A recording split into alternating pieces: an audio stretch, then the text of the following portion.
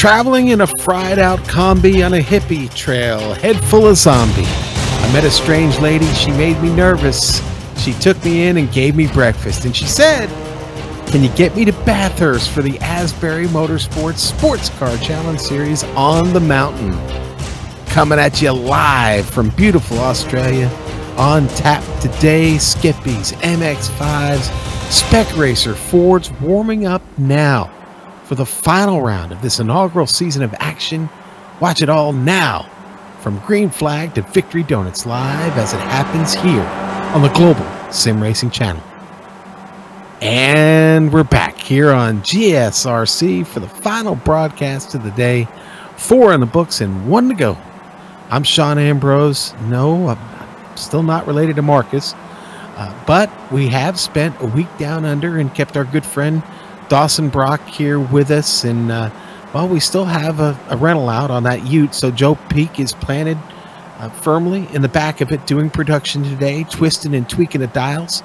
Our cameras, as always, are located, aimed, zoomed, and focused by GSRC's one and only camera guru, Dougie Beard. We are enjoying our time here in Australia, and we saw plenty of sights this week. But let's do a little memory recall first. I want to ask everyone if you remember these names: Witten, Canchin, and Love. No, it's not a law firm, but it is a list of big winners from the battle for Phillip Island last week. They all ran away with the loot there, and hope to recapture that magic on the mountain this week. Time, though, for me to bring in my partner today, Dawson Brock. We just finished some oval coverage a little while ago, and now it's time to tackle Bathurst, buddy. Why don't you give us a look? One of the world's most legendary motor racing circuits, Mount Panorama is a 23-turn, 4-mile-long, mainly street circuit. Large sections of the course are lined by temporary concrete walls that transforms public roads and house driveways to an unforgiving 4-mile racetrack. The V8 supercars are probably the most well-known for calling this place home, but thanks to the iRacing service, you can find all types of cars running on this virtual version of the 23-turn track. And if the name didn't make it obvious, one of the most distinguishing aspects of this place is the elevation change. Up and down the mountain, you'll be dealing with rises and dips all over the place. The fastest drivers will be those who dare to race closest to the edge of the track boundaries. But to really give you a feel for just how scary this place is, let's go on board for the GSRC lap guide. Alright, we've got Amjad Yaman in the GSRC Skippy, so let's do a lap around Bathurst. Coming up the Hell Corner, you're faced with one of the most important turns on the track straight away. It's a simple 90-degree bend, but the long climb up the mountain straight means it'll be critical to not lose your momentum on exit. Though, keep in mind, in these little underpowered Skippies, it's no guarantee you can run away. The draft in these cars is so powerful that it's not uncommon to see passes executed from over half a second behind. Thinking about when to pass will be just as important as if you pass. Still, you do have something of a tricky corner coming up at the end here. Griffin's Bend is uphill, but it's very easy to understeer, and the combo of the curb and the wall to the outside means you can send the car to that concrete barrier in a hurry. Now we drift across the track to get set up for the cutting. The kink at the entry adds even more difficulty to this incredibly steep corner. Carrying your speed up and around this bend is going to be key to a good lap time. As we continue to climb up Quarry, you'll keep your foot to the floor and easily see why all that momentum was so important. Coming over the crest, we'll reach Reed Park, and then it's into Frog Hollow, all the while trying to straighten out these left-handers as much as possible. Flirt with that outside wall as close as you dare. Now we're at the highest point of the track over this crest by Sulman Park. From there, you'll make a little lift through McPhillamy Park, then switch sides and line the car up for Skyline.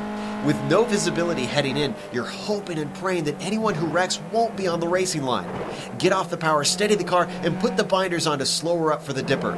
You can hear the car bottom out, which can be a danger to unsettling it, but there's no time to rest as we weave through 16 and 17. Here we have another tricky curved downhill braking zone into Forest Elbow.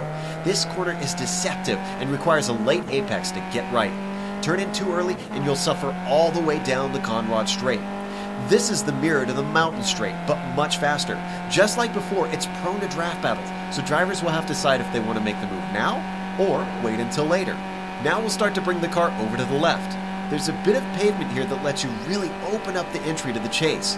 You want to use it to give yourself a nice straight line to brake in. And here is really one of your best spots for an overtake. The wide open chicane slows the car up and then rises over a crest. Plenty of drivers have sent it sailing off into the gravel though, so make sure not to miss your brake marker. From there, it's a short stretch to Murray's Corner, which is again a simple 90-degree left-hander. But show some respect to that inside curve because it's taller than you would expect and can easily unsettle your car. Hopefully, you kept it in one piece over the mountain and you finished a lap around Bathurst.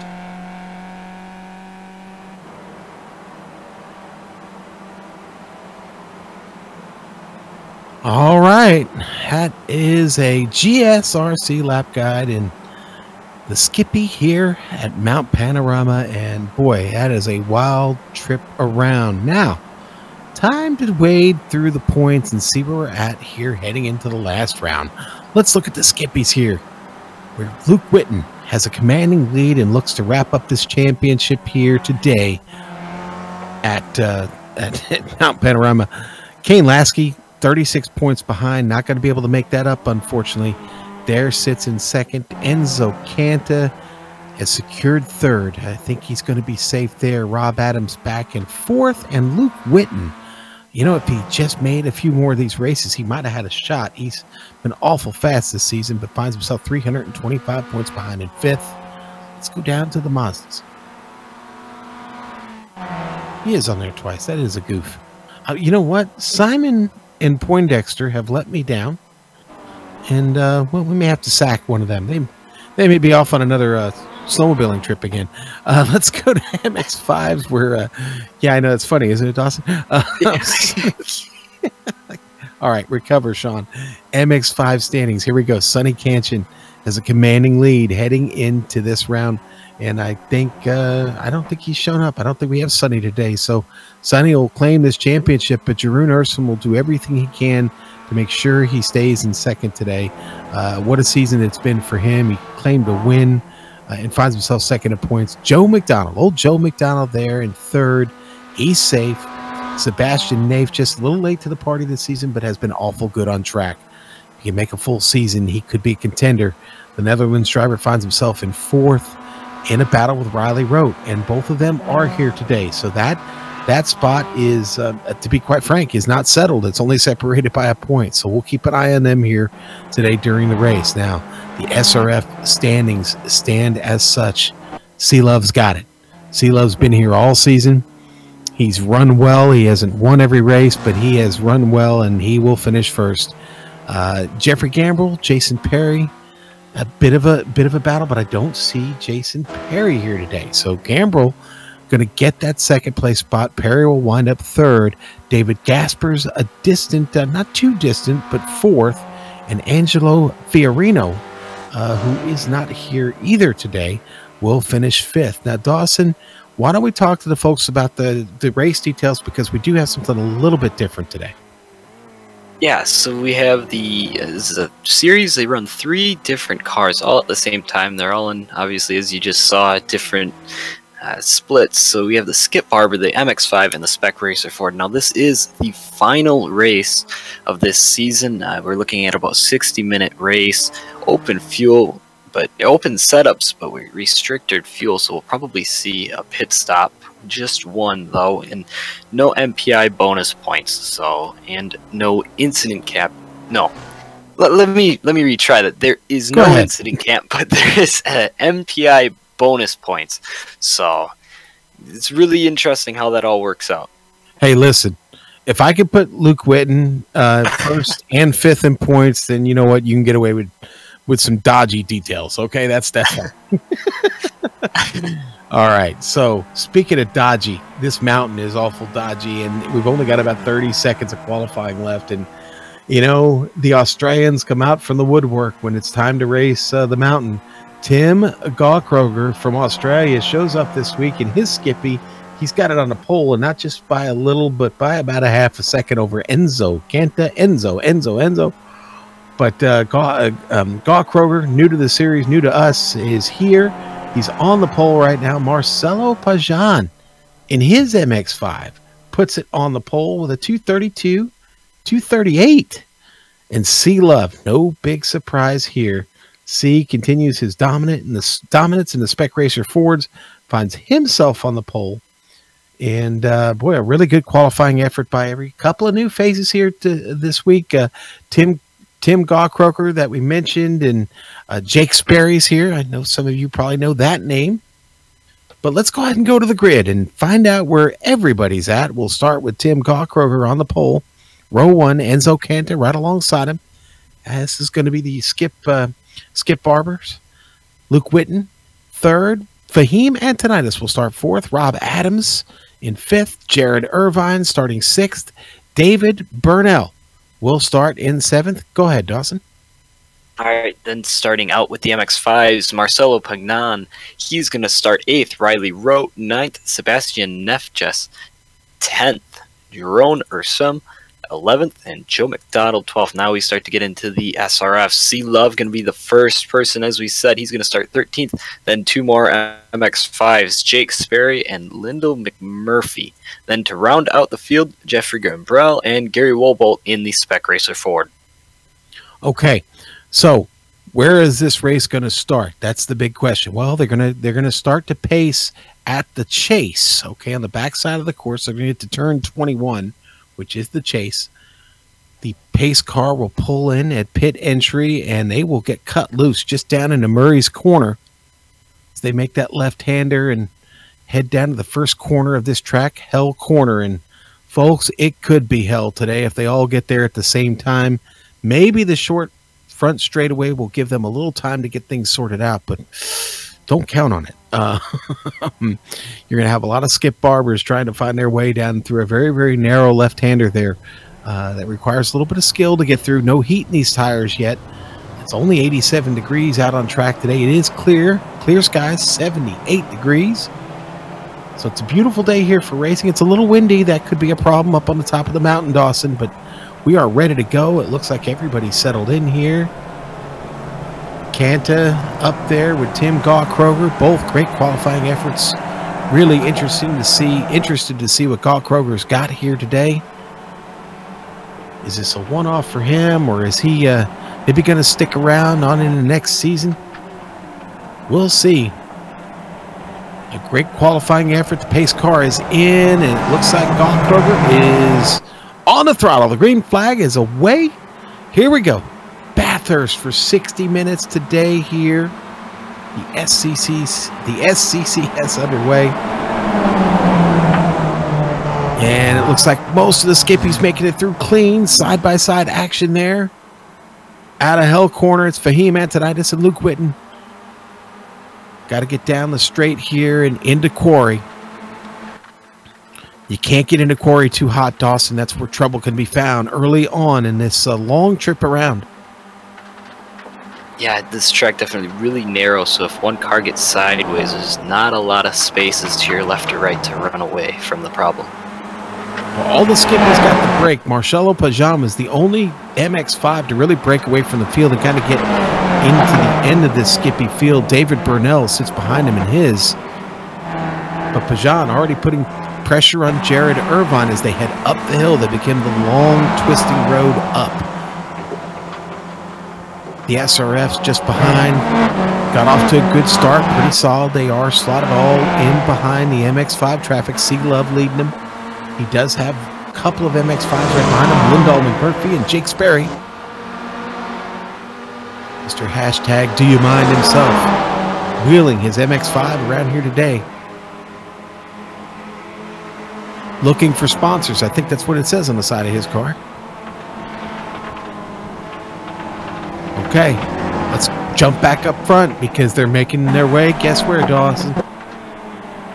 Right down that really, really long backstretch, and you know how these skippies like to draft, so it should be pretty interesting all race. Well, if you got to go up the mountain, you got to go back down the mountain. So we're on our way down, and Gawkroker has staked himself to a decent lead here, about 0.6 of a second. And not a lot of closing here from behind. Here we go, second place. Antonitis coming around Kanta. He's going to try and get him here before the kink. Down to the chase. He takes that position. Gawkroker looking over his shoulder here. He's new. He doesn't know what Antonitis is capable of. He's got to watch out. But he definitely gets the big run through the chase. They're able to keep distance to those guys behind him. Going to handle the left-hander here.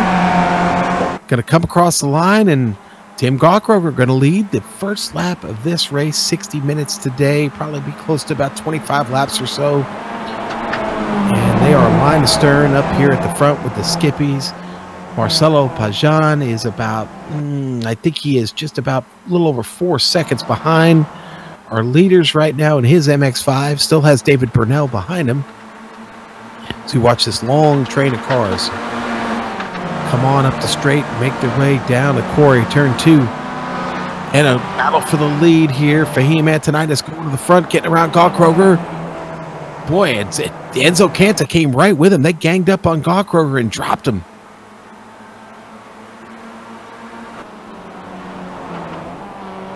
And Sebastian Nafjes just gets around Riley Rote. He gets a position away. Nafjes finding his way up the mountain, picking up spots. A little bit of a crack in the hood there. It looks like on the front right side. Yeah, Nafjes got a little bit of a wrinkle on that car already.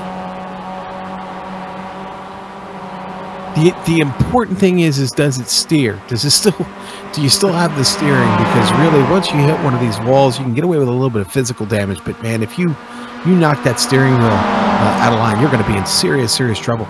Nafjes now under threat again from Riley Rote, trying to get his spot back. And just behind him, Jeroen Ursum, kind of playing cleanup duty back here, watching, waiting.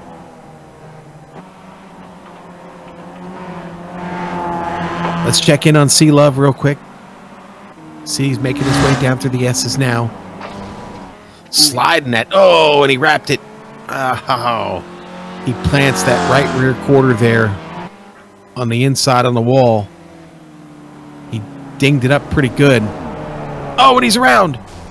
Right in front of Jake Sperry. And Jake gets him. Oh, man. Wow.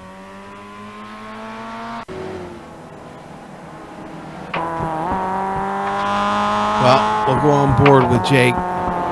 Don't think this is how he planned his race would start. He might get away with the little bit of damage he got, but you're going to see what happens here. See, he's going to spin right up in front of him here at Forrest Elbow, and just nowhere to go for Jake. He's going to have a little bit of damage on the front end of his MX-5. It's going to be hard to recover from. He's already a full almost 12 seconds behind Lindelman Murphy. He may opt to pit this time by. He's at the pit entrance. No, Jake's going to keep slugging away and keep it out there.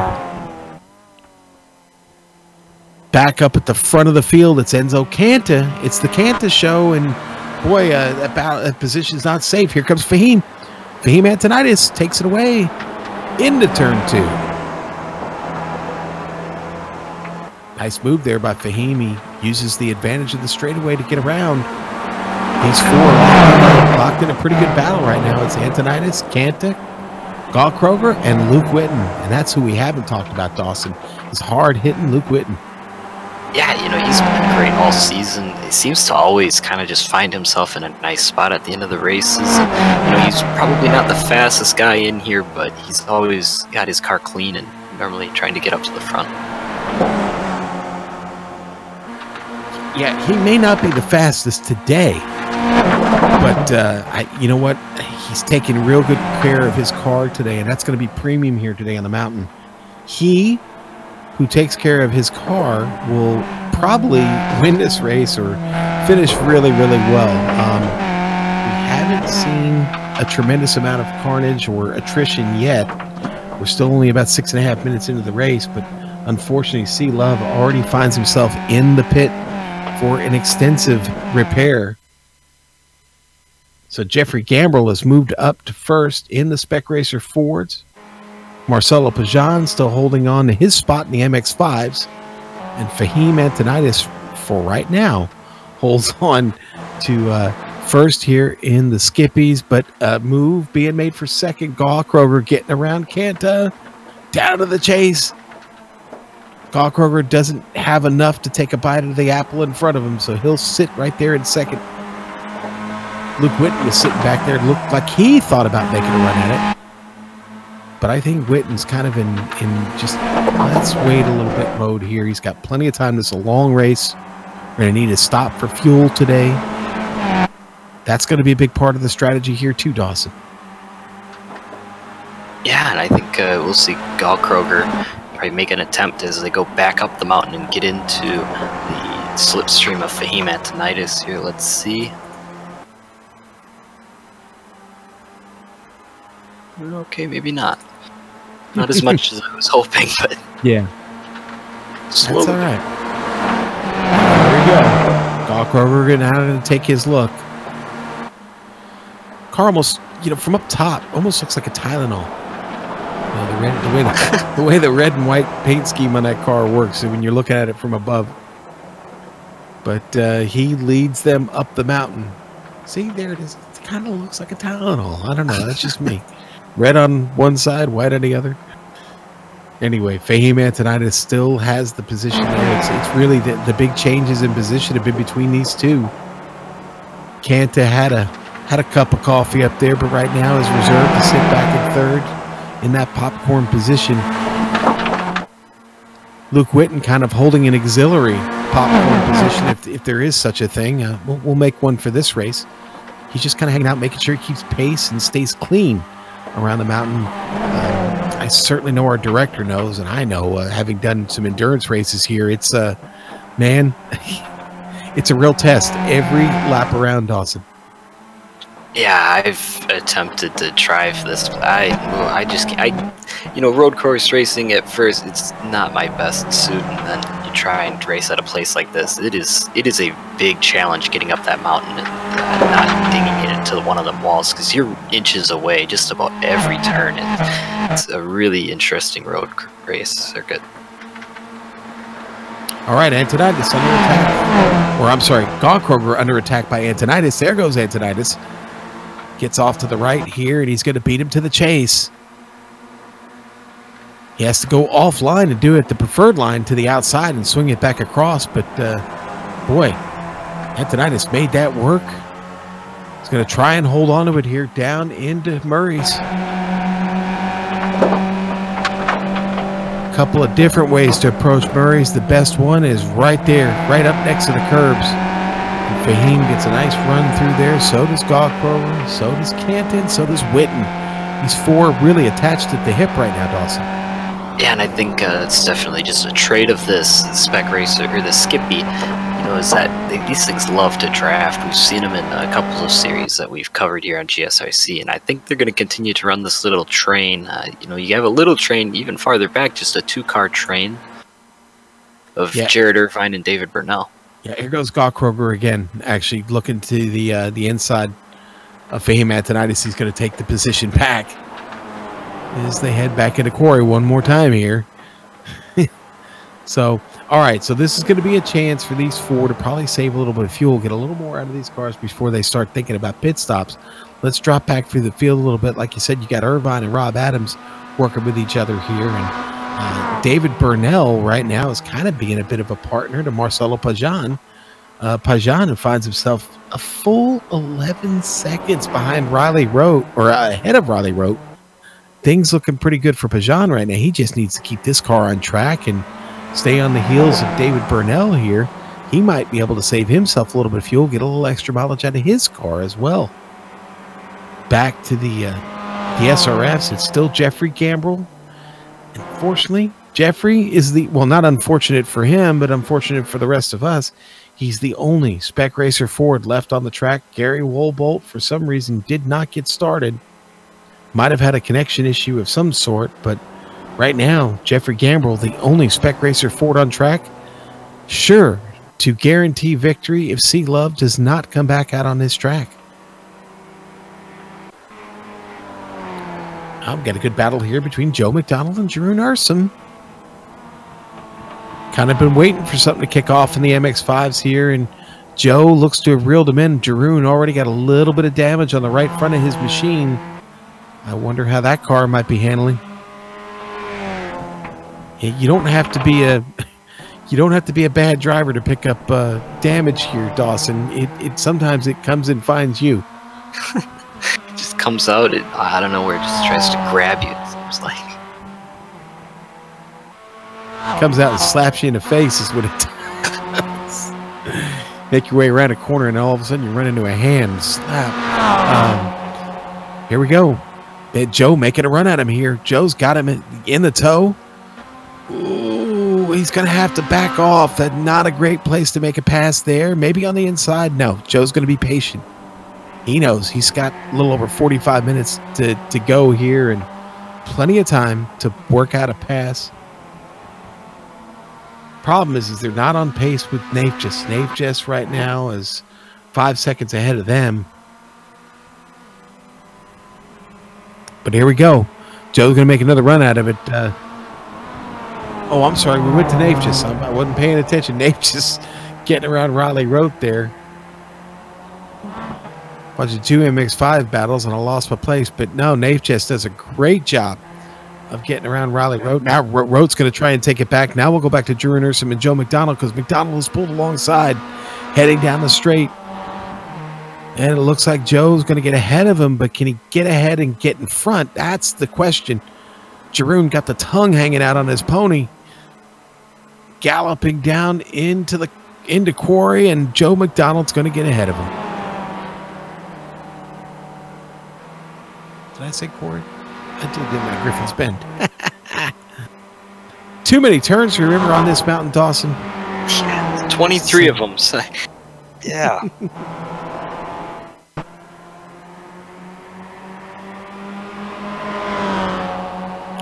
Ursum's still hot on his tail, though. Not willing to give that spot up here immediately. Ooh, we've got in the Skippies action up front with the Skippies. Witten, Kanta. Kanta just gets around Gawkroger. Problem for Kanta. Oh, no. That wasn't just Kanta. Gawkroger's got problems, too.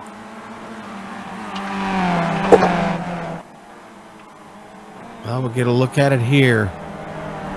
Wow. Big trouble. Big trouble. Ouch. Wow. That was half of our Skip Barber field right there, unfortunately. Wow. Let's go on board Gawkroger and see what kind of look he got at.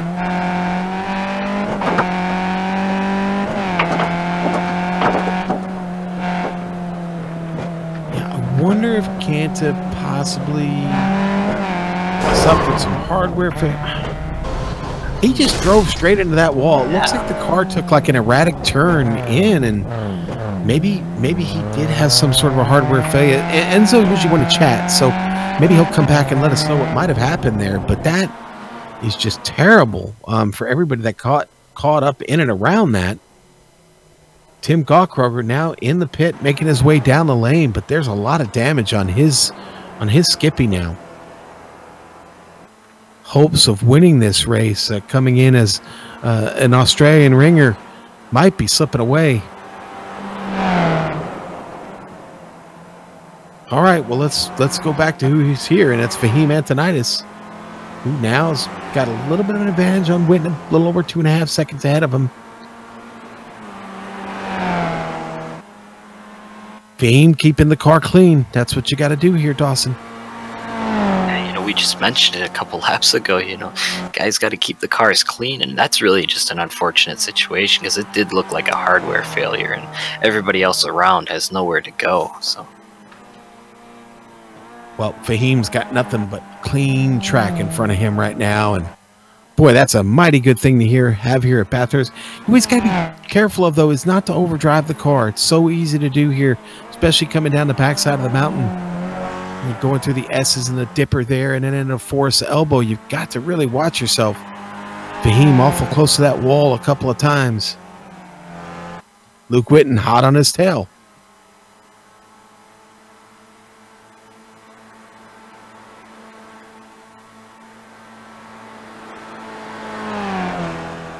Let's travel back through the field here a little bit.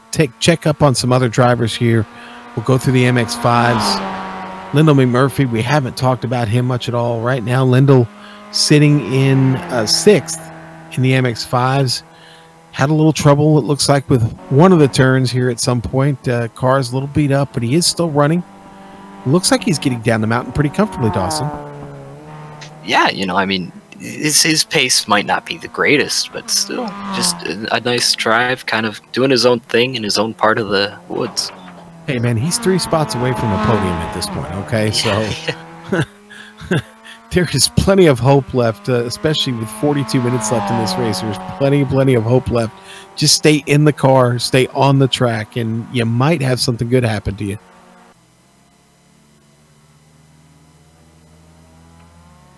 Oh, Gal Kroger. Gal Kroger came back out from the pit, but I think he found more trouble. In fact, I know he did. Car was not handling the best to begin with, and is that maybe in, yeah, right there at McPhillamy Park, I think was where he had the most trouble, and he just got turned around. And of course, there's no real good opportunity there to get yourself turned around. Tough break for him. Paul Kroger might have to park it. We'll see. All right, so we were talking about Lyndall McMurphy. Let's talk about Jeffrey Gambrill, because we haven't talked much about him since he took over the lead in the Spec Racer Fords. He's doing what it takes, man. Jeffrey's got a clean car here still. It's got good pace. I mean, for the SRF, honestly, the 2:42.7 is a great time around here. He's going to come around and complete 7 laps. The Florida driver having a little bit of success so far here on the mountain. Yeah, went even faster that time, went to 2:41.4, so not a bad showing so far. Nafe Jessen wrote, looking like they might make a little battle out of this here. Let's check on them.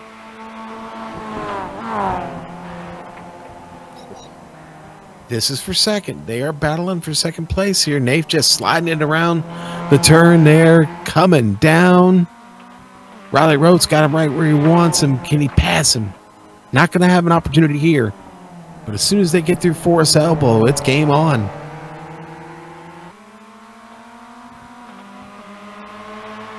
Car looks pretty clean for Riley. And one would assume he's still got speed in it. He's in the tow. I don't know if he was close enough there, though, out of Forest Elbow. Maybe so. He's going to get around. Oh, boy, these two are going to be side by side. Maybe Riley's got enough momentum. He's going to clear him. Going to clear him before they get to the chase there. Good job. Now that's where you got to guard against overdriving the chase right there. Nafe just a little bit gets off into the grass, able to reel it back in, but he'll lose a little bit of time here.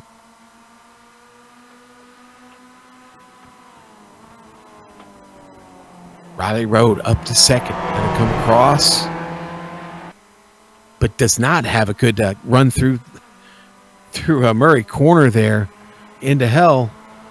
It looks like Nafe just might have something for him. Not yet. No, Nafe just not too far away, but was definitely sawed on the wheel as he got through Hell Corner. Hands looking wild there in the cockpit. Got enough for the tow. I don't know if he's going to be able to catch him, though, here. By the time they get over the hill, they will be close to getting into Griffin's Bend. He's just going to run out of track. And in fact, he is. So, score the win there for Riley Road. Lyndall McMurphy is in the pit. Dawson, was that a scheduled stop or did something happen with him? I don't know. We were assuming one pit stop. Does that sound right? Because I would think not. He's just shy of that 30-minute mark. Yeah. He can make it from here. 35 minutes to go. He had some damage on the car to begin with, and I'm just wondering if maybe it just became a little bit too much of a bear to drive. He brought it in. It's got him on replay here. Let's see if maybe he got into something a little worse. I think he just maybe runs a little wide here. which could speak to the trouble he had handling the car. Yeah. Well, Lindell's away. He's coming back out on track. Or is he? No. Yes, he is. Yeah. Lindell's back out on track. So I think maybe he's taking a shot at the long game here. That's going to be really, really close to that window. He had to do something. He was at the back of the pack. He had to do something to try and get things going. Gaw Kroger back in the pits. Not much of that car left, unfortunately, so we wonder whether or not he'll make it back out. Doesn't look like they're really doing any repair on that machine right now. All right, so here we go. There's Riley Rote, Sebastian Nafjes back on track here with those two. Still a battle. These two just continue to slug it out until they get to the pit stop, right, Dawson? Yeah, maybe one pit's a little bit off cycle from the other. I'm not sure. Maybe if Riley thinks he's a little bit faster than Sebastian, maybe he pits early, gets that open track, and just goes. We got a battle side by side here in the hell corner. Drew Nursen, Joe McDonald. I'm sorry, that was into Murray's, not into hell. They're going to hell now. Not literally. But going to make it down to turn one and hook this left-hander. Joe McDonald's going to be in front of Drew Nursen, gets that spot back. So these two having a little tete-a-tete right now. Yeah, they've been doing a great job. That My Little Pony car. Yeah,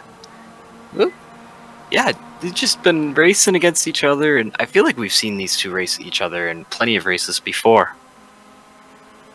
Here comes Drew back around.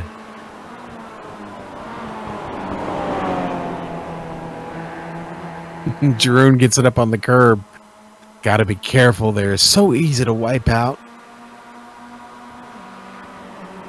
These two giving us a little bit of a show right now. It's good. Nothing wrong with a little showmanship as long as you don't bin it. I think these two guys are good race car drivers, and they're big on that give and take. One's going to give room for the other, and I expect them to keep the car clean.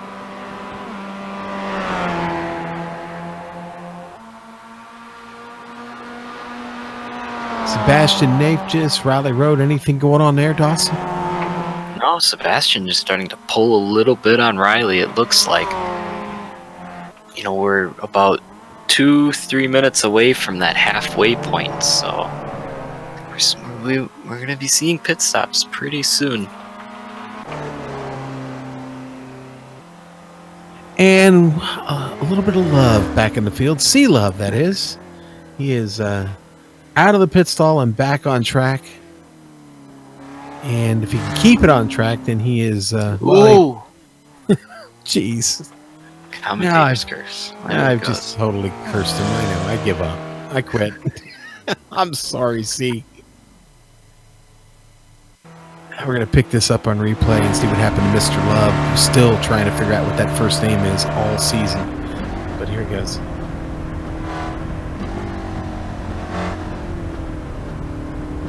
He had an awful lot of damage on the car, possibly before this, so something may have affected it, but boy, he just puts it right in there. That's going to be tough to recover from. At least he may be in for a much longer pit stop this time. Yeah, and he got the standings lead pretty well wrapped up. He sensed that, and unfortunately has taken the car behind the wall. So that is the end of the day for C-Love. Does Dawson, somebody want to run down there and tap Jeffrey Gambrell on the shoulder and let him know that he can park it if he wants? I think he's just gonna keep on having fun, just racing his car.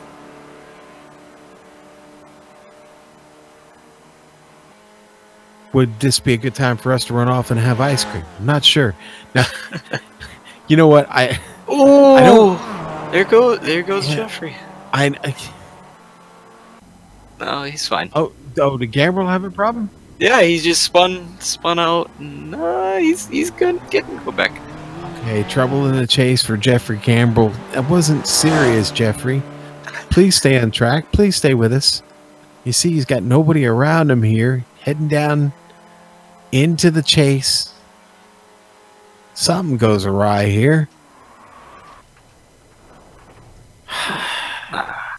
You know, I don't think that car has a brake bias adjustment on it. Did he maybe he jammed on the brakes a little bit too hard? Something, but it seems to just kind of lock up on him. That's what it was. Director, thank you very much. Wheels in the dirt.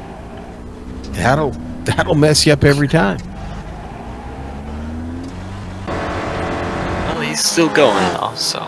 Yeah, he didn't crack up the car, and that's the big plus in all that. So Gambrel stays on track and still chasing. Now, none of the leaders, as we approach the 30-minute mark in this race, none of the leaders in any of the classes, actually none of the cars left on track have come in for a pit stop yet. I would say that window is probably opening here quite a bit. Lyndall McMurphy had taken a pit stop. He is back in again. Not sure what that is. He could still be trying to get more damage repaired on that machine. You know, honestly, Dawson, if you crack up the car here and the car won't steer, even after lengthy repair, it's generally not worth getting back on the track. You really, really need to be able to point this car in the right direction when you get up and down the mountain. Yeah, and you know, when you get up to the top of the mountain, you have them really quick left-right turns, where if your car isn't acting normal, it's really hard to kind of counter that, you know, if the steering wheel's off a little bit or there's a little bit of suspension damage. So, you know, we saw it with Gal Kroger and Sea Love, and yeah, probably just best to leave it in the pits. Well, like I said, if it won't steer, it's futile, to be honest with you. I've certainly been part of teams that decided to call the race when the car wouldn't steer. It's just too much to deal with. And you don't want to be a harm to anybody else out there, you know? Yeah, you don't want to get in and ruin somebody else's race. Right. All right, let's jump around a little bit. There's a couple of guys, a few guys here through the field we haven't talked about. I mean, David Burnell right now is only 12th. Oh, now we're back to the battle between McDonald and Ursum here. They continue on. Ursum back to the front. McDonald trying to find a way around. You're not going to get it done here. Track gets just a little bit too narrow, too fast. Gotta just hold your line and get through. McDonald may try to take a look down the mountain here. But again, the opportunity slim and few and far between. Really, things don't work themselves out until you get around Forest Elbow and back onto the straight.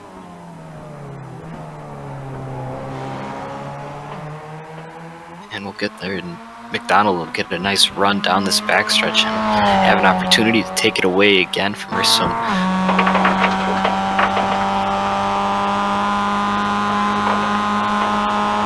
Love watching these two battle now.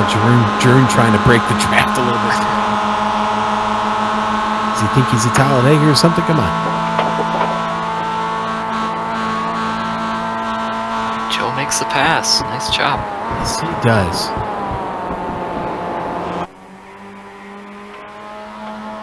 It's a really, really good battle. These two have continued to have going here, and boy, it looks like a pit stop. Oh, largy bargy there, but Jeroen decides to come on in. Joe's going to stay on out. Interesting. All right, let's run up, take a look at Jared Irvine. He is holding on to a podium spot right now, having a really solid race. I mean, we haven't talked about him. Why? Well, because he's, you know what? Done this again. We go on a drive. I mean, I'm 2 for 2, man. And I'm sure I probably killed a couple other drivers today in the other 3 broadcasts I was on. So, Jared, Tell you what, the Benson and Hedges Skippy there making its way around is still holding on to a podium spot. David Burnell finds himself a little over 11 seconds behind. Jared having a smooth drive around. We happened to go to him on that close moment, but aside from that, his machine is it's been solid.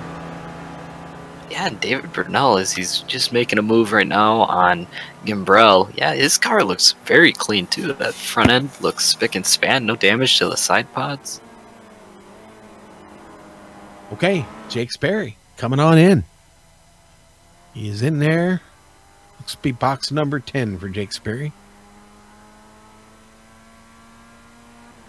Jake taking good care of the car. You know, he had that one unfortunate incident. Ah, the dominoes are falling, though. We got several cars coming in. Burnell in, Jeffrey Gambrell in.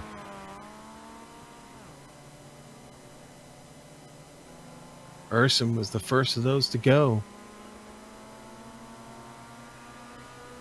Burnell, of course, is in. See how quickly he can get this stop done. Jared Irvine on screen. Will he be the next to fall?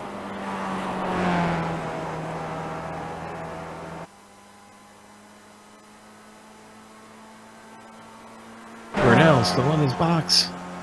We'll go up to Fahim Antonitis here. Got to start to wonder about when he's going to be coming in. See a couple more MX-5s pulling off. Nave just Riley Rote off the track.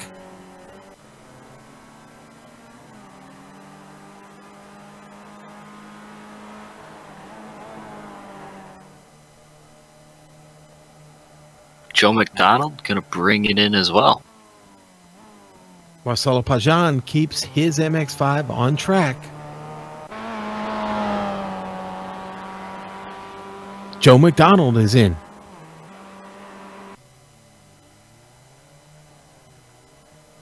Now let's see where Drew Nursum's at. He's heading into the chase. Is it going to be enough? Is he going to be able to get around Joe McDonald? Rote, Sebastian Nafjus are away. McDonald continues to sit in his stop. Looks like he's got about 10 more seconds probably. Drew keeps pedaling.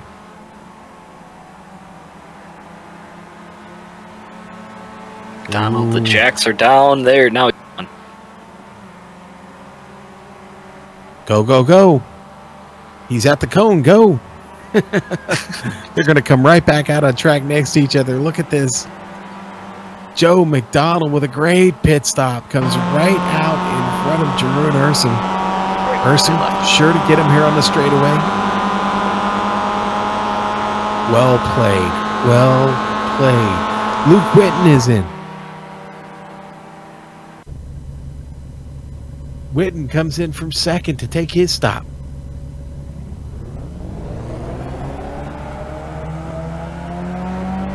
Should be a standard pit stop for him. Didn't see any damage on that car. Jared Irvine has decided to come in. Fahim Antonitis right now. Fahim is just now getting into the cutting. Still needs a pit stop. Luke Whitten comes out. Luke Whitten about 35.5 seconds behind him. Marcelo, the MX-5 leader, going to bring it in. All right, Pajan bringing that MX-5 in. Let's keep an eye on where Riley Rote and Sebastian Nafjus are at. See if they have any chance of making up some ground here. No, unfortunately, that's not. They just got out of Forest Elbow. That's going to be quite a distance to make up there, and Pajan is already down and away. Quickest pit stop in the field, 40.2 flag to flag, or in the MX-5s anyway. Side by side, the two MX-5s of McDonald and Urson. Antonitis catching him. Ooh, Antonitis going to make it 3 wide. Oh boy. This looks like a ballet almost, the three of them going through here. Huh? You know what? I'm going to say it again. This is the second time I'm going to issue this weekend. Give Antonitis 3 points. he split the uprights and put that thing right through, man. It's 3 championship bonus points to Fahim Antonitis, and he's heading down to the pit lane now.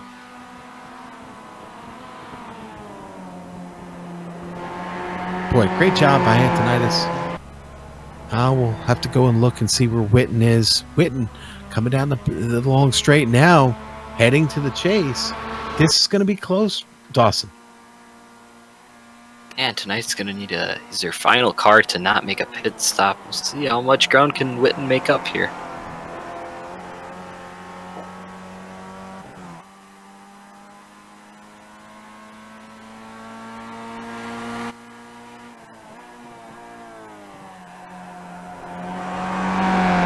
Witten now on the front stretch.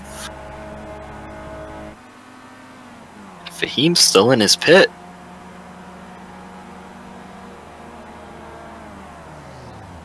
Witten's gonna make the pass. How about that? Yeah. I did not expect that. I wonder if Luke Witten expected that. Maybe that was all planned by design. And I'll tell you what, he's a pretty tough cookie. He's had a great season.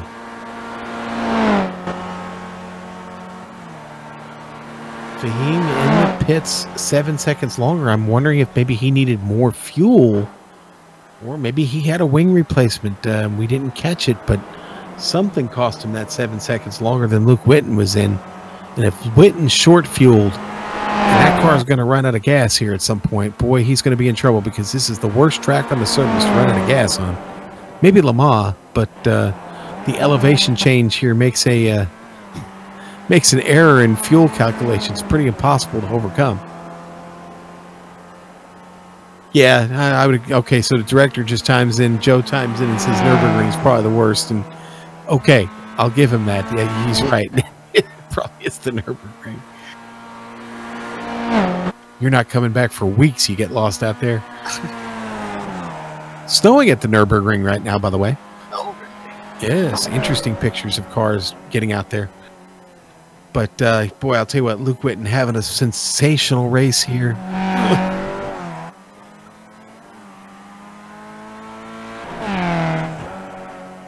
Fahim having trouble. We picked it up. You saw it on screen. We're going to give you a replay of it on board.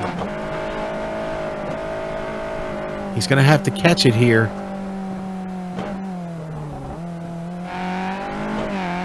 Careful. wow. Wow, great job by Antonitis. Hanging on to it, keeping it on track. He's still got a solid, 38 seconds back to Jared Irvine. And Dawson, we haven't had a chance to really talk about it, but with a little less than 20 minutes left, I'd be remiss if I didn't mention it. We've got some prizes. Did something happen to David Burnell? Did Burnell have a problem? I see him dropping through the field. I must have missed it. All of a sudden he was there, and then he was gone, dropping down the standings.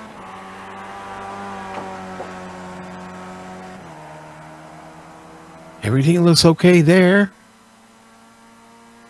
I think he had some issues at the top of the mountain. Right there, he makes it through Murray's okay. With no traffic around. Let me see, where is this? I don't even know the corner. Well, that's the chase right there. That's him in the chase. Right. But we may have missed it.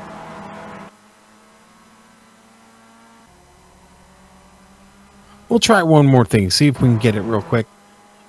Everything's stable on track. All right, our director found it. He's all over it.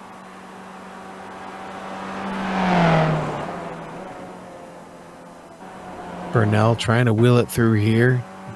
No pressure from behind or in front of him. Then Corey here.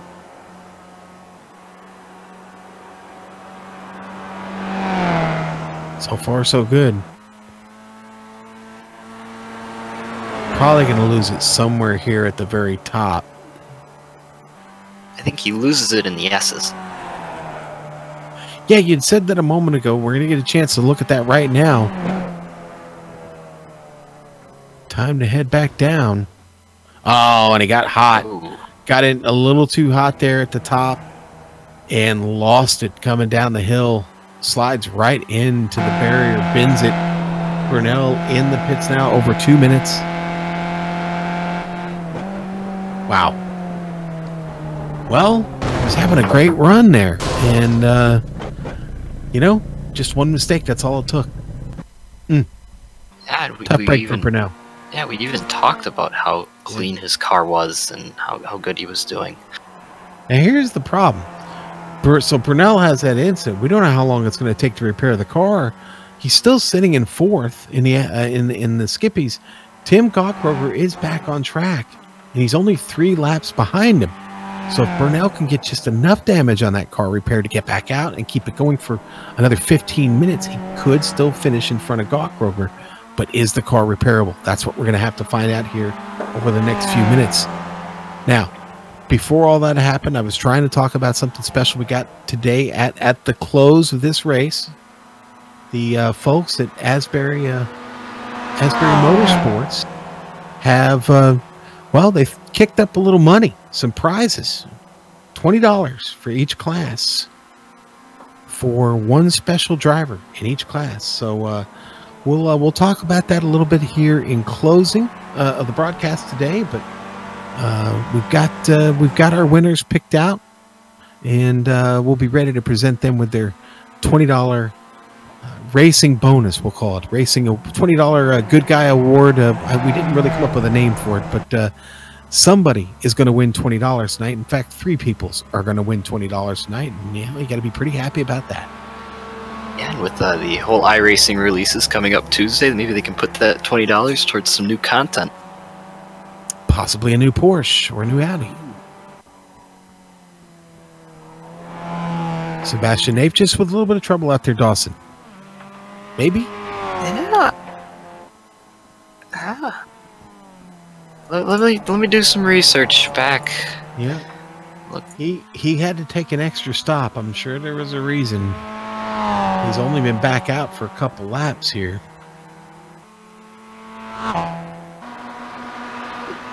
It has allowed Jake Sperry to catch up a little bit.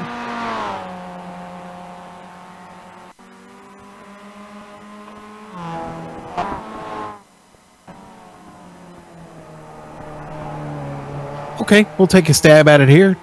Dave just chasing Riley Rowe. They get out of Forest Elbow. Heading down the long straight. Wave at Jim Beam.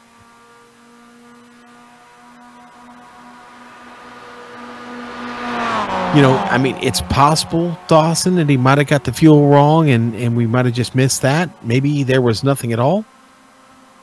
well, looking at it compared to the other MX-5s, he was a good 6 to 8 seconds faster than everybody else. Well, so. he had the fastest stop. And maybe that's why. Maybe he missed it on fuel. We're about to find out here. He's just going to peel off. That looks like that was a bad fuel calculation on his behalf. He probably saw that things were going bad and said, you know what? I better do it now and leave myself a chance to at least try and catch up to these guys. Jeroen Ursum getting around Joe McDonald. These two, I think we may need to have these two get a room after this is done. Yeah, there are battle on track right now. I know Fahim Antonitis is barely closing the gap on Luke Witten, so maybe that becomes a battle. But right now, these two are the battle on track. Fahim was just almost a half a second faster than Luke that time. And yeah, we've only got about 13.5 minutes left, but the gap is only 5.4 seconds, and Witten's got to guard against that. He needs to be looking at his relative right now and realize that I've got to not only keep good pace, but I got to take care of the car here to the end. Witten in a perfect position to win this, but Fahim Antonitis stalking back there, trying to take it away. As we continue to watch this battle between Jeroen Ursum and his buddy Joe McDonald. Maybe they could have a little My Pony party at McDonald's when they get done. How about that?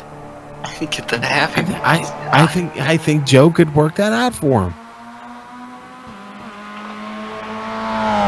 These are still two of my favorite paint schemes. They always seem to be just racing each other, so it's really, really cool. Nate just he's back there. He's got a ways to go to catch him. But I hate to say this, they keep having this side-by-side battle. If one makes a mistake, Sebastian Nafe just finds himself on a podium. After the trouble he had, the miscalculation, what we believe was a miscalculation on fuel, what a feather in the cap that would be for him. Be absolute tears for Ursum and McDonald.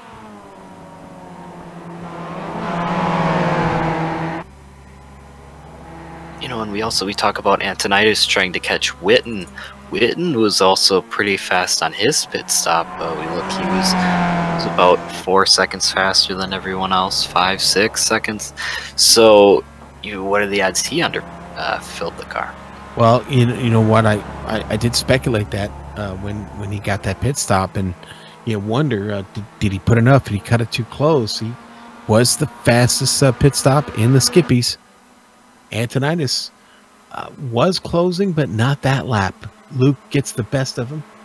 Luke finds himself about a half a second faster, so it's a little bit of back and forth. That doesn't equivalent to a win for Fahim Antonitis. He's got to be faster every lap at this point. Time is ticking away. The sands in the hourglass are they're running away. Wasn't going to do that. I'm going to do it. I was tempted to. Yeah, the folks, the little inside joke going there with the director, but I was not going to reference a very popular soap opera. He did, so we'll put it on him. You know, Ursum's lost a little bit of ground on McDonald. Looked like he got loose out of one of the corners. Yeah, you know, Jeroen's got to be careful here. Guard against cracking up the car. Save that last-ditch effort for the last lap. That's the thing. You've got so far to get around this track. You've got several opportunities to make a last-ditch effort. I would save it for the last lap rather than trying to crack the car up with 3 laps to go. You know what I mean, Dawson? Mm-hmm. Yeah, you have to give yourself an opportunity. And also, did you just see there? It looked like Witten got the wall almost. Car just jumped. It could have been maybe internet issues, but...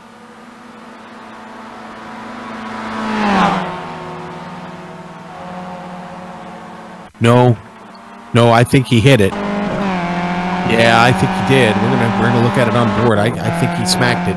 I'm seeing damage on the right front wing. That's boy. And here comes Fahim Antonitis too. We're watching it on the replay.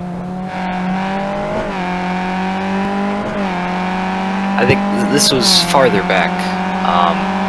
Was it coming up the mountain? Before Ursum? Before he got to Ursum. All right, that's fine. We'll go back live. The fact is that he's now got some damage, and now he's in the pits. Oh boy. Yep. Too much for Witten to overcome. That car must have not been steering. Wow, Antonitis going to go to the lead because of that. Irvine coming around. Irvine's around. Out of Murray's.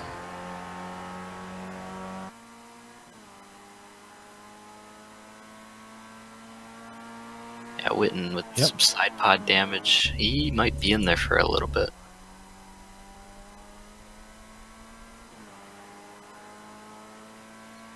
That is not good for Luke Witten.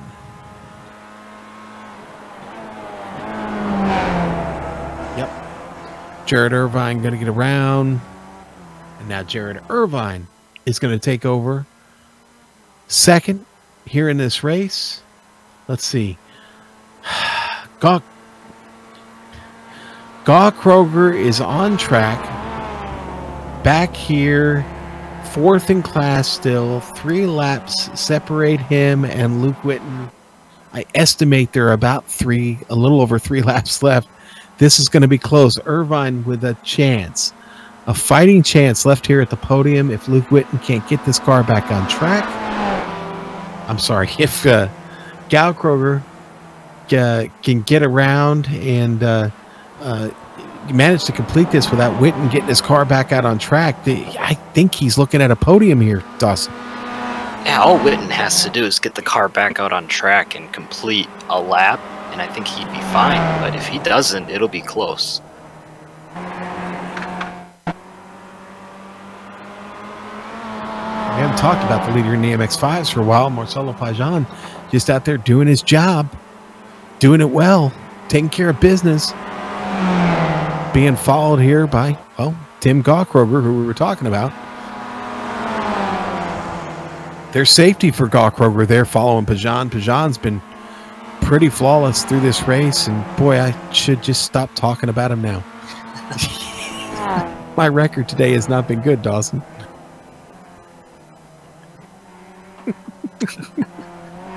Yeah, it's unbelievable how often the commentator's curse happens. It's a weird thing. Okay, well then maybe it's not a commentator's curse. Maybe it's actually something else. I don't know. We always want to hang it on the commentator. Maybe it's not the commentator. Maybe it's something, yeah. Maybe it's the driver. I don't know. All right, so Marcelo Pajan comes screaming down the straightaway here. And this is good for Gallkroger because, again, like I said, I think there's safety behind Marcelo Pajan. I'm doing the math. I just don't know if this works out right. If Witten does not get the car back out, I honestly think Gallkroger has got enough laps in his pocket here. I think he's going to be okay. I think he'll take over the third spot. Yeah, I think Witten, his car might be done for right now. It doesn't look very good, and we'll have to see. Time will tell. We're just over 3 minutes left. Be an incredible podium finish. 2 pit stops for Gallkroger.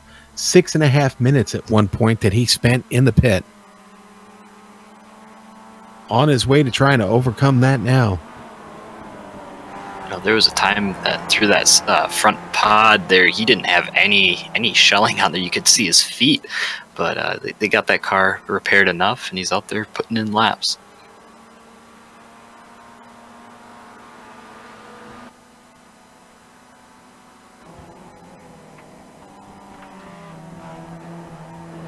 Well, Antonitis still in control up front. The Skippy, driven by him, has performed well. Hasn't been perfect at times today, but it's been good enough. Jared Irvine, 46 seconds in his mirror. Fahim just got to really at this point, he can run whatever kind of line he wants as long as it's a safe one. In fact, he doesn't even need to worry about keep catching Lyndall McMurphy in front of him. Doesn't need to tangle it up with him. Now, I know Lyndall may be off a bit in speed. Good stuff for him being back out on track, though.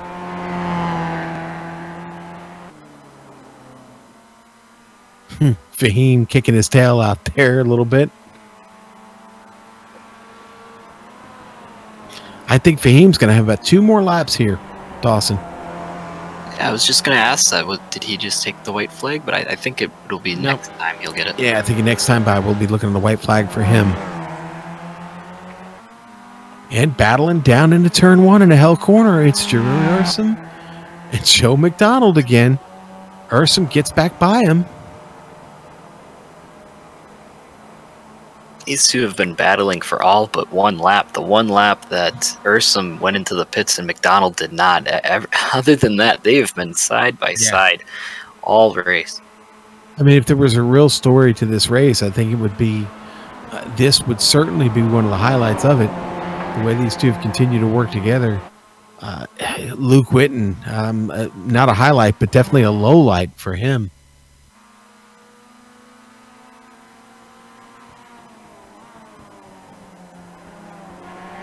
Okay. Gallkroger coming around. I don't think he's going to get that lap back yet. I think he's got to do 1 more, actually, to get it. Sits at 19. Working on lap 19 now. Witten sits in the pit with 20.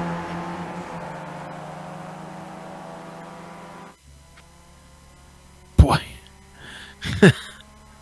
What a fortunate turn of events there for Gallkroger. As we continue to watch this battle on screen, Jeroen thought about it there for a second, said, nah, let me get out of it a little bit. I don't want to turn my mate.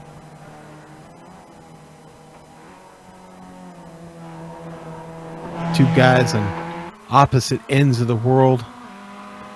Joe McDonald all the way out there in California, Jeroen Ursum all the way over in Europe.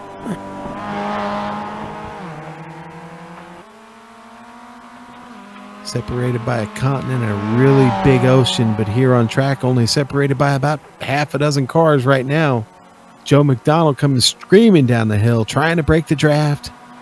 He's going to slide back across, make Jeroen work at this. Jeroen starting to pick him up a little bit. Every time you turn that wheel, you scuff speed. Into the chase they go. How deep is Jeroen going to get in? Not too deep. Going to get right there. Right up on the bumper of that MX-5. Going to hold it steady. They're going to need one more lap to get this settled, Dawson. You got a pick? I'm going to go with Ursum. I think he's going to wait and make that pass the final time. He's not going to pass going up the mountain. He'll pass coming down. Question is, how defensive is Joe McDonald going to be to stop that effort? We've seen McDonald, throw blocks or try to break his draft. That should be interesting. I think they'll race it clean. Jeroen's throwing a block or two himself. Now, Fahim Antoniadis has taken the white flag. He is coming around now. He's beginning his ascent. Marcelo Pajan will be coming around shortly to take his white flag. Jared Irvine has come around and taken his white flag.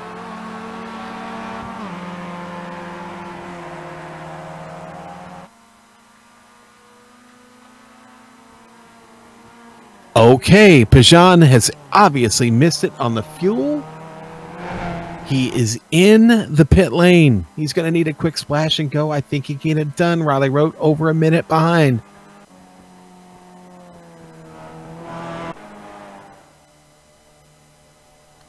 This is an interesting development here. And Tim Gawkroger passes Luke Whitten, is now on the podium. Gawkroger coming around on his white flag lap. If he could just keep it in the gray, he's gonna get on the podium. Ursum McDonald out there continuing to fight. Antoniadis completing the last few sections of this course. Pajan back out on track. He's going to do that safely in front of Riley Rote. Nothing lost there. Just needed to get some extra fuel to get one more lap in. Here comes Fahim Antoniadis down into the chase. Asbury Motorsports Sports Car Challenge today from Bathurst, the final round in this season. Fahim Antoniadis, a race well fought. A good run for that Skippy. Going to come out of Murray's one last time and across the start-finish line. He is your winner here today. 60 minutes here on the mountain. Congratulations to Fahim Antoniadis. Here comes Jeffrey Gambrell. Gambrell comes out of the final turn, and that Spec Racer Ford is going to roll on to victory. Gambrell will finish it by himself, the sole survivor here today. Here comes in the Spec Racer Fords. And McDonald, wow. Joe Nice McDonald job. going to get the best for Jeroen Ursum there. Denies the podium for poor Jeroen. Sebastian Naif, just a tough day for him. He will finish in 5th. Here comes Jared Irvine. Irvine trying to complete a good run for him. Been a quiet day for Jared. Probably hoped we should have talked about him more, but boy, a second place going to be a good way to finish the season for him. Next on track, we got to get him on camera. Tim Gawkroger. Poor car is it's seen better days, Dawson. Yes, but he'll be able to bring it into the podium and finish. Or no, not on the... Yeah, he'll be able to bring it onto the podium here. So he's able to overtake Luke. He earned that. He earned it, maybe, on the poor misfortune of Luke Whitten. We hate that. But a good finish by him nonetheless. Marcelo Pajan. Pajan coming through here. One last turn to go. This time it's not into the pits, but it's around Murray's. One final time for the MX-5 Asbury Motorsports number 75. Marcelo Pajan is going to win here at Bathurst today in his MX-5. Congratulations. And we're going to send it to break now here on the Global Sim Racing channel. We'll be back in just a moment to go over the results and get a few people in the booth here, hopefully.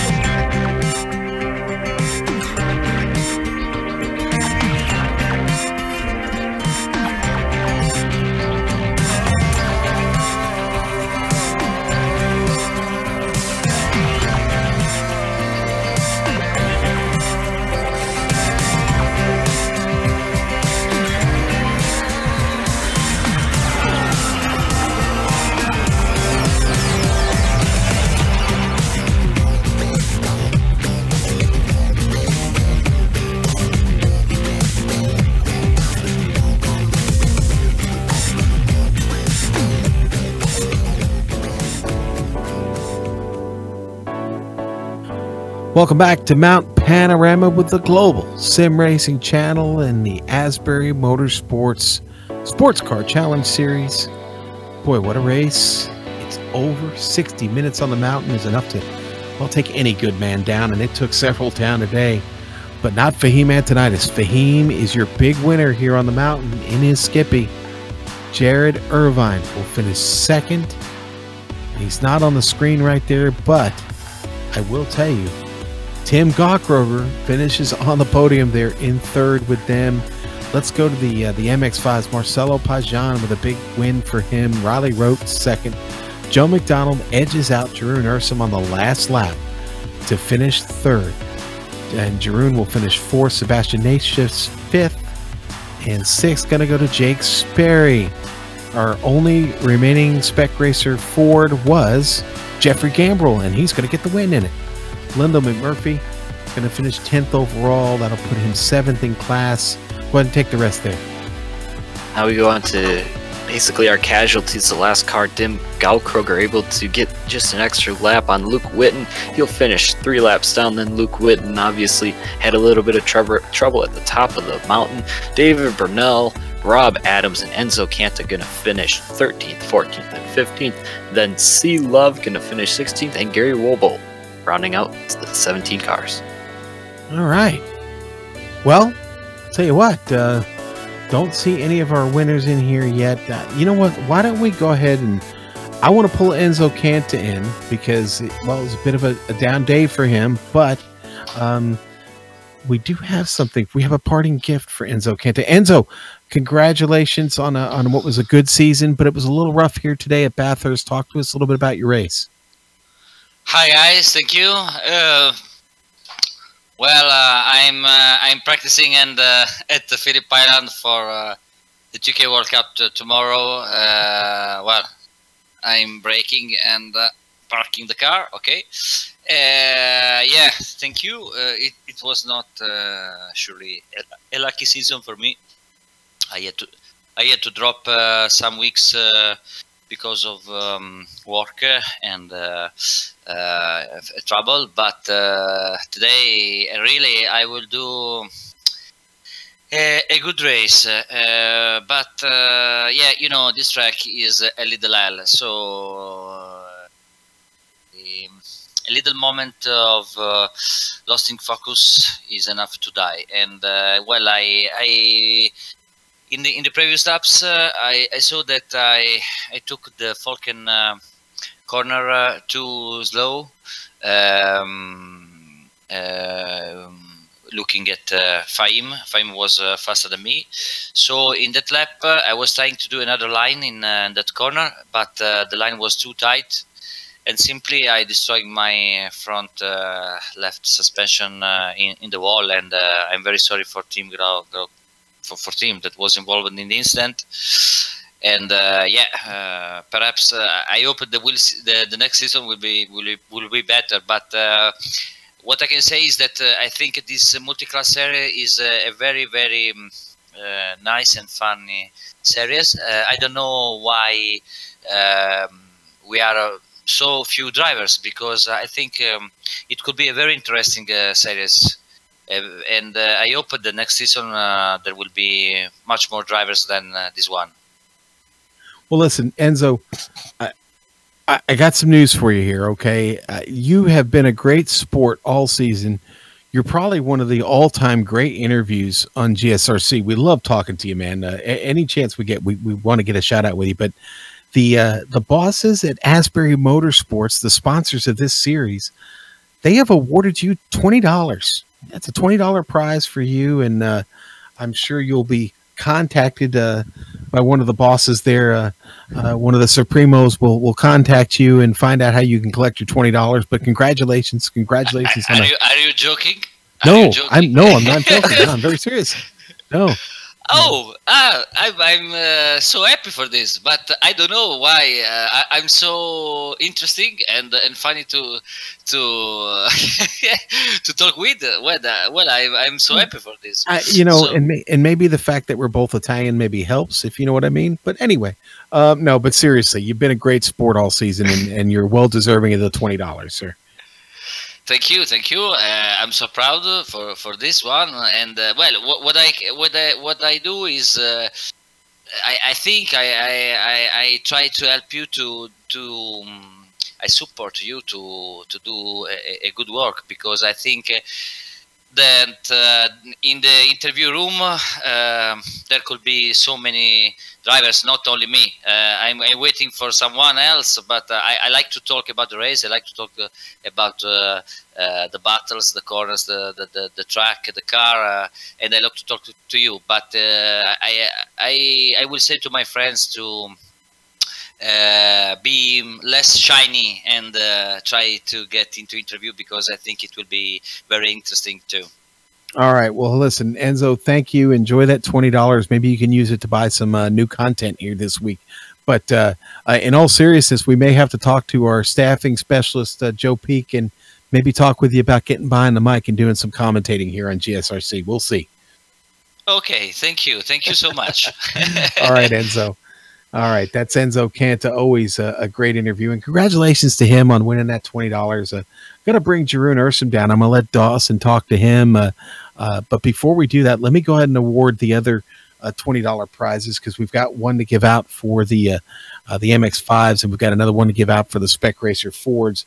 And the Spec Racer Fords, we're going to go ahead and give it to Jeffrey Gambrell, who had a great season himself and was here and present, and boy, had a little bit of a vacant run today. Didn't have anybody to really fight with out there, but persevered on the mountain. And for his season, he is going to be awarded the $20 from Asbury Motorsports. And in the MX, in the Skippies, we're going to give that to Enzo Canta, another driver who, the Italian, who's been here all season and put on some really great performances. Didn't have a lot of luck today, but Enzo will take home the $20 in the Skippies. Now, that being said, Dawson, I'll let you talk to Jeroen and about the day he had and just missing out on that podium. Yeah, Jerome, you just missed out on that podium. You know, this track is really, really tough. How was it trying to conquer the mountain? It was a challenge for sure. But I have to lose the podium to Joe for this. That's no problem. He earns it. Yeah, you guys were battling back and forth. You were definitely our consistent battle of the day. It seemed like no matter what you two did, you just couldn't get away from each other. You know, you went in, you kind of faked it. It looked like just last second pit stop. You went in, and that was the only lap that you two weren't next to each other. That had to be a lot of fun battling him. Yeah, this feels like a 12-round battle. To be honest, I think we've met every race. Yeah, you know, I swear this isn't the first time you and him have battled. You've done this quite a few races, haven't you? Yeah, I don't. Are there any more cars on the track? Oh yeah, there's okay. There's more. I've only seen Joe around me all day. Yeah, but you know what? It was a fun race. You know, I thought maybe you'd be able to pull it out in the end, but Joe did a great job, and just missing out on that podium. Yeah, I couldn't make the run out of down the hill in the last lap. I was aiming for that, but no. I got a very bad exit there, and then it was just all gone. Yeah, all right. Well, you know what? Thanks for showing up all season and putting on some great shows, especially today. You know, this is a final round, so you gonna maybe race somewhere else, some other series that you're looking at? The MX5 World Tour, of course, but I'm very curious on the point standings because I was only 55 points behind Sonny, and he wasn't here today. I don't know. Maybe I even claimed the title. Sean, do you know how many? Yeah, it was his third missed race, so he will get 25% of his average finishing points. Yeah, that's a Simon and Poindexter thing, and they've already very close. Simon and Poindexter have already let us down once today, and it's getting late in the day, and I'm wondering they may be a little bit far up on that mountain with their snowmobiles to come down and really figure that out for us today. So we'll have to see on that, Jeroen. Yeah. All right. Well, yeah. Well, thanks for stopping in and chatting with us. We really appreciate it. Let me get one with Jeroen here real quick. Jeroen, you picked up a victory this season, and I know that felt great. You know, was that the crowning moment of the season? Was that the best moment of the season for you getting that win? Yeah, that was the best moment of my life. Don't tell my wife, but okay, I won't share that with you. I'm not friends with her on Facebook anyway, just you. So that's okay. Yeah. Listen, a great season. I want to make this announcement with you in here, but the guys at Asbury Motorsports have donated up money to the series for some prizes, $20. We're going to give in the MX5s, and I hope you're okay with this. We're going to give it to Riley Road. Riley Road. We thought about giving it to you, but Riley, we're going to give it to the Australian because you know what? Riley had a good season. He was here quite a bit and he had a decent run today, but you won our hearts. I just want you to know that. Okay. So it wouldn't feel right if I get it because I'm part of the IRT team as well. See, there you go. So I knew I had a reason for not picking you, right? Very good. Very good. All right, Jeroen Urson, thank you very, very much, and we'll see you down the road, my friend. Yeah, thank you very. And I cut Jeroen off there. My bad. I'm sorry. Real quickly, we'll catch up with Jake Sperry and just find out if Jake, are you okay? Is everything all right? Yeah, everything's fine. I've got a Sperry now. I'm happy. I'm sorted. So you will show up in your own list this week.